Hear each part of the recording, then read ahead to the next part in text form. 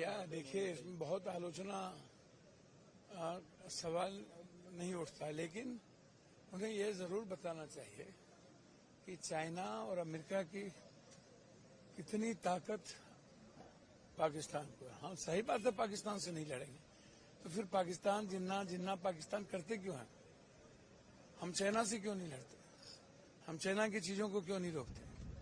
दूसरी बात, वो 4 आदमी कहाँ हैं? अब 56 इंच के हैं। जब आप 4 आदमी को और 47 ऊपर नहीं कर सकते तो देश किसी सुरक्षित हाथ में तो है नहीं। जब 4 व्यक्ति को हम 1 महीना हो गया, ये बिंदु है कि नहीं?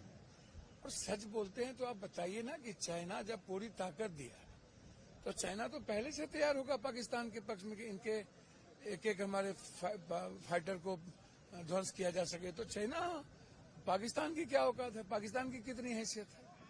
हमारे सैनिक के सामने, हमारे 100 सैनिक के सामने पाकिस्तान नहीं टिकेंगे। लेकिन सवाल है, चाइना जिस तरीके से और जो लगातार यूक्रेन और जो चीजें दे रही है, तो उसको समझना होगा कि नया एक टेक्नोलॉजी जिसके पास है वो चाइना और अमेरिका के कहने पर पाकिस्तान को दे रही है।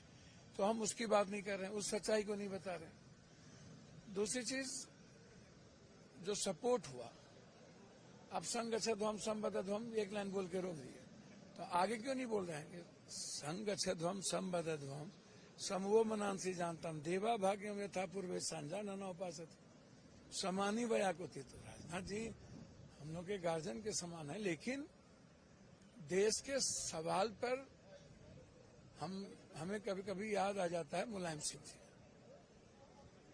आप इसको समझिए। तो एक सच्चाई कहीं नहीं दिखी। सच बोलने की हिम्मत होनी चाहिए, लेकिन आप स्पीच को भी राजनीतिकरण कर दीजिए। राष्ट्रवाद का भी राजनीतिकरण हो जाए, मानवतावाद का भी राजनीतिकरण हो जाए, और ऑपरेशन सिंदूर को भावनात्मक, जैसे पुलवामा में आपने आज तक RDX को नहीं बता पाया, वैसे ही आप पहलगाम को नहीं कर पाएंगे।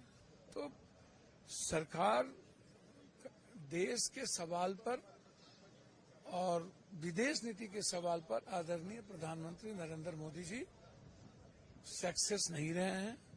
28 हमले हुए हैं पहलगाम पुलवामा के बाद, और कभी भी इतने दिनों में हमेशा 370 के अलावे इनके पास कोई मुद्दा नहीं है, और 370 के बाद ही सारे हमले हुए हैं, और कश्मीर असुरक्षित रहा।